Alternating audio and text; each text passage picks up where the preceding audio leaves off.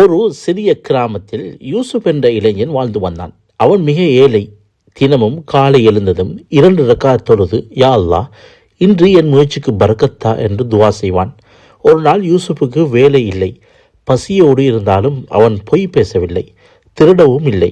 அவன் நம்பிக்கை ஒன்றே, அல்லாஹ் பார்த்து கொண்டிருக்கிறார். அன்று மாலை மஸ்ஜிதின் அருகில் ஒரு பணப்பை கிடந்தது. அதில் நிறைய பணம் இருந்தது. யூசுஃபின் கண்களில் கண்ணீர் வந்தது. இது எனக்கு சோதனை என்று நினைத்தான். அவன் அந்த பணப்பையை எடுத்து மஸ்ஜிதில் அறிவிப்பு செய்தான்.